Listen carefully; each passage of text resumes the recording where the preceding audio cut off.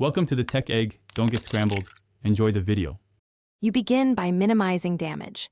Stop adding new files and connect the device to your computer. Once done, enable file transfer or USB debugging so the tool can read raw storage.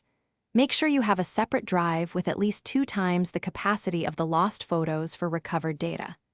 You then launch the recovery app, choose the correct device or image, and select photo file types. This first precise setup gives you the best chance to retrieve intact images. You let the program perform a deep scan. This can take time but finds fragments and files that quick scans miss. While it runs, use filters for dates, file formats like JPEG or HEIC, and minimum size to narrow noise. Once thumbnails appear, preview quality and mark originals rather than duplicates. Make sure to pause before batch operations.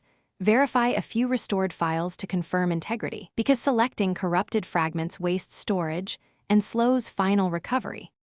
You now restore chosen photos to an external drive, not the source device, to avoid overwriting remaining lost data. After copying, inspect images for corruption and check timestamps and file names, rename and catalog into folders. If some files are incomplete, run a secondary recovery with different software or create a full disk image and attempt forensic carving.